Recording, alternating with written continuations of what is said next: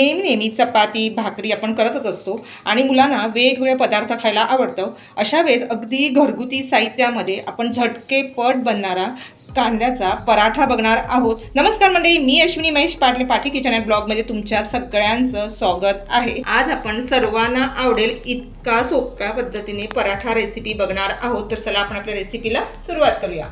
इथे सर्वप्रथम मी गव्हाचं पीठ घेतलंय, 1 कप गव्हाचं पीठ घेतलंय आणि ते सुद्धा आपण चाळून घेतलंय. एका प्लेटमध्ये आपण हे काढून घेऊया. मध्ये किंचितसं मीठ घालूया, मिक्स करून घेऊया.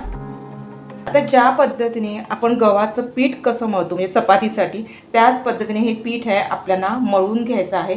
आता एकदम पीठसुद्धा आपल्याला चपातीसाठी आपण थोडंसं लूज मळतो त्या पद्धतीने सुद्धा आपल्याला लूज मळायचं नाही, थोडं घट्टसर असं मळून घ्यायचं आहे. इथे बघू शकता जसं चपातीला पीठ कसं मळतो त्याच पद्धतीने इथे मी पीठ मळून घेतलं आहे. एक गोळा आपण बनवून घेतलेला आहे. आता इथे थोडंसं असं तेल घालते आणि पुन्हा आपण हा गोळा आहे हा मळून घेऊया. चपातीसारखं मी पीठ आहे हे मळून घेतलेलं आहे. आता आपण एका पातेल्यामध्ये हे पीठ आहे हे झाकून ठेवूया.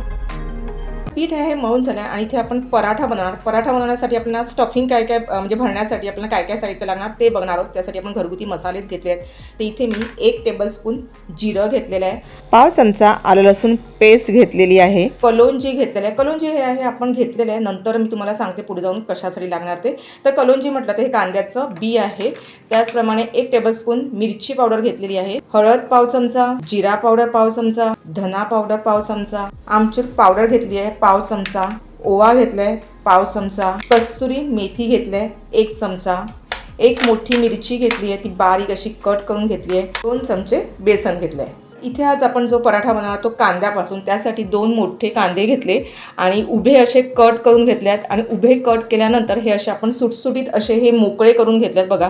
म्हणजे असे हे कांद्याची पात असतात ही सर्व मोकळी करून घेतलेली आहेत. त्याचप्रमाणे कोथिंबीर आणि एक 5 ते 6 कढीपत्त्याची पानं घेतली आहेत. तर हे सर्व आपण हे साहित्य आहे हे आपण रेडी केलेलं आहे.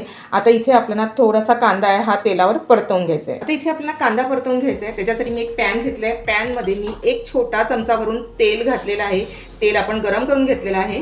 ते तेल गरम केले, ह्याच्यामध्ये आपण जे जिरं घेतलं होतं ते घालूया, ओवा घेतला होता तो घालूया आणि थोडासा आपल्याला परतवून घ्यायचं आहे. आपल्याला जास्त सुद्धा इथे फोडणी द्यायची नाहीये, अगदी तेलावर 1-8 मिनिटासाठी परतवून घ्यायचं.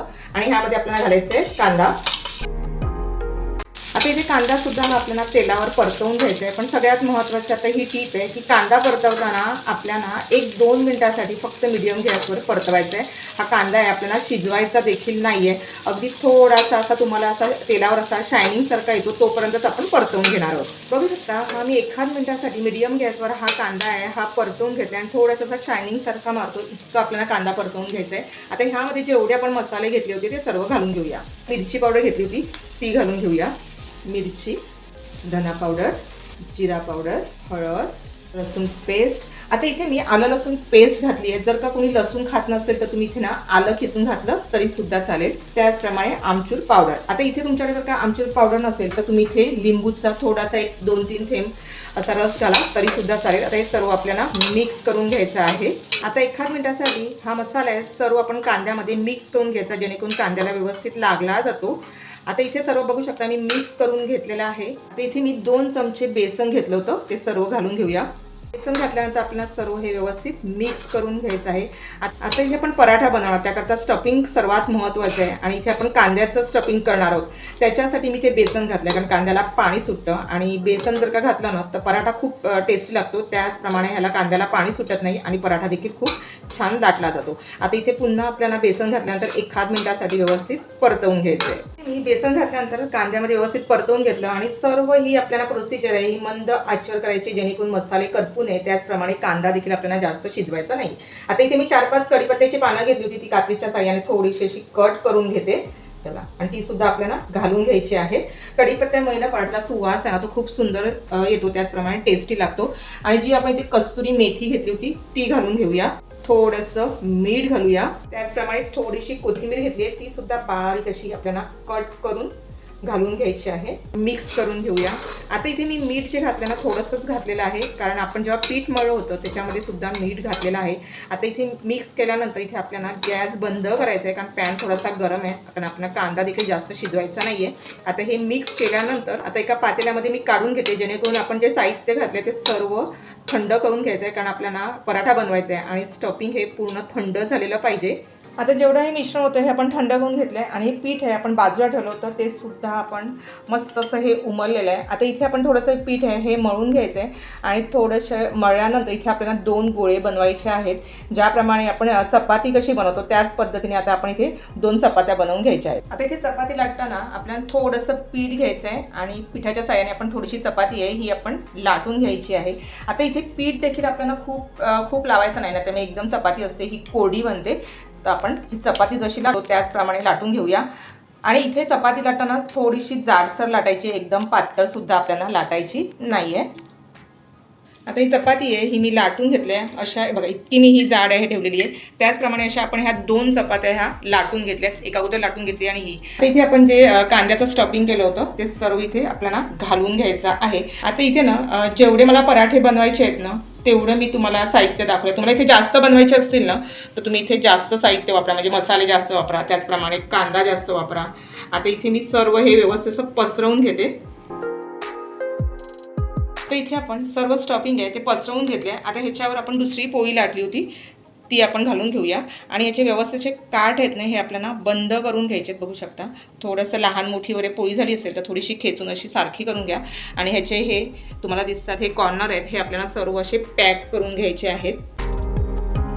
तर इथे पूर्ण मी दुसरी चपाती टाकून हे पॅक करून घेतलं. इथे थोडंसं पीठ लागलेलं आहे. आता इथे ना आपल्याला 4 भाग करायचे आहेत. हे बघा असे मी आता चाकूच्या साहाय्याने हे सर्व कट करून घेते.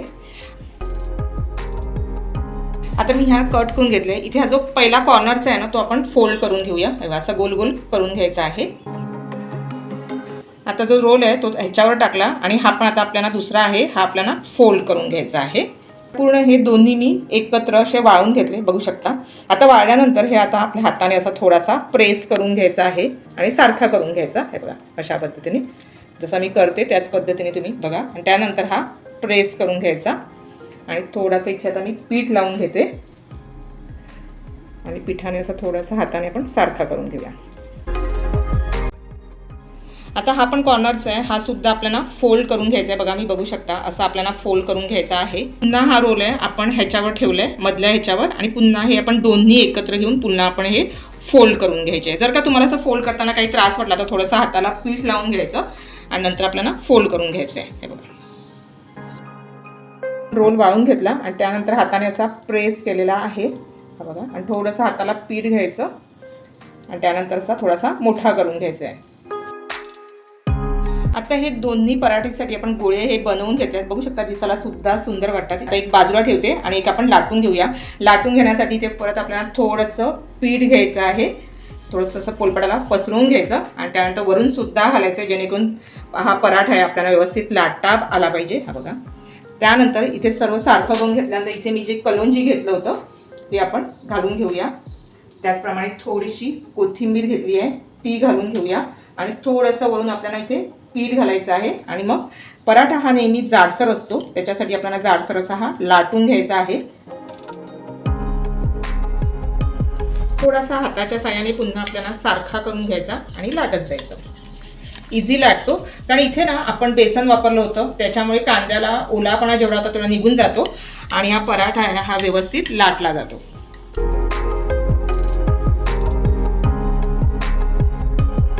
आता इथे बघू शकता हा पराठा आहे मी लाटून घेतला आहे आणि पराठा नेहमी जाडसर असतो त्याच्यामुळे इतका जाडसर आपण हा पराठा ठेवलेला आहे. थोडासा असा कॉर्नरने पुन्हा आपण सारखा करून घ्यायचा. पराठा भाजण्यासाठी इथे मी एक तवा घेतला. तव्यामध्ये आपण पराठा हा टाकून घेऊया.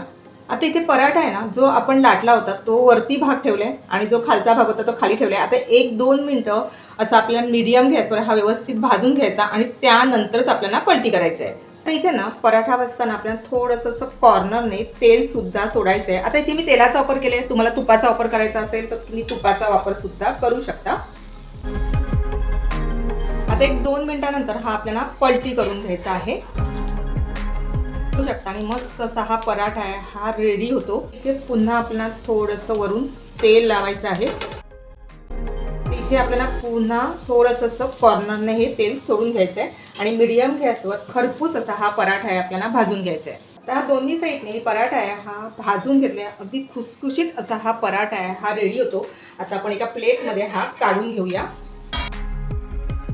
त्याच पद्धतीने मी दुसरा सुद्धा पराठा लाटून घेतलेला आहे आणि बघू शकता हा सुद्धा मस्त त्याच पद्धतीने लाटून घेतला, खूप सुंदर झालेला आहे आणि पराठा थोडा जाडसरच ठेवायचा आहे। आता हा सुद्धा आपल्याला खरपूस असा भाजून घ्यायचा आहे। दोन्ही पराठे आहेत हे भाजून रेडी झालेत आणि खूप सुंदर असे हे पराठे आहेत रेडी झालेत। अगदी झटकेपट कांद्यापासून आज तुम्हाला मी पराठ्याची रेसिपी दाखवलेली आहे। तर हा पराठा आहे ना, तुम्ही कुठली चटणी असेल तुमच्याकडे तर त्याच्यासोबत खा, सुकी चटणी वगैरे असेल, आपल्या चॅनलवर मी आत्ताच व्हिडिओ अपलोड केलेला आहे चटणीचा, तर त्यासोबत सुद्धा खाऊ शकता। त्याचप्रमाणे दही सोबत किंवा एखादा टॅमॅटो सॉस वगैरे असेल तुमच्याकडे तर टॅमॅटो सॉस बरोबर खाऊ शकता, की म्हणजे असाच खाल्ला ना तरी सुद्धा खूप छान लागतो, इतका हा पराठा आहे हा रेडी होतो। पराठा बनवताना सर्वात महत्त्वाचं टीप आहे ते मी तुम्हाला सांगते। जेव्हा चपातीचं पीठ जसं मळतो त्याच पद्धतीने न मळता थोडंसं घट्टसर मळून घ्या, त्याचप्रमाणे जाडसर थोडी चपाती लाटून घ्या आणि पराठा देखील लाटताना थोडासा जाडसरच लाटायचा आहे। आणि ज्यावेळेस आपण स्टफिंग भरतो त्यावेळेस कसा वाळला जातो हे सर्व मी तुम्हाला व्यवस्थित सांगितलेलं आहे, त्या पद्धतीने स्टफिंग वगैरे भरा आणि पराठा लाटून घ्या। डब्यासोबत खाण्यासाठी त्याचप्रमाणे मधल्या वेळेत खाण्यासाठी किंवा सकाळी नाश्त्यासाठी अगदी कांद्याचा पराठा कसा बनवायचा तो मी व्हिडिओमध्ये तुम्हाला दाखवलेला आहे। जर का तुम्हाला व्हिडिओ आवडला तर लाईक आणि हाईप करा। त्याचप्रमाणे चॅनलवर कोणी नवीन असतील आणि अजून सबस्क्राईब नसेल केलं तर करून घ्या, बाजूला बेल बटन ते देखील दाबायला विसरू नका, कारण जेव्हा जेव्हा माझा व्हिडिओ अपलोड होतो तो तुम्हाला सर्वप्रथम बघायला मिळेल। आणि अभिप्राय हा कमेंट बॉक्समध्ये जरूर कळवा आणि भरपूर मित्रमैत्रीण नातेमध्ये शेअर करा, जेणेकरून त्यांना सुद्धा कांद्याचा पराठा कसा बनवायचा तो माहिती मिळेल। अशाच भेटूया एक छानशा व्हिडिओला, तोपर्यंत बाय बाय, स्वस्त राहा, सुरक्षित राहा आणि खात राहा। धन्यवाद।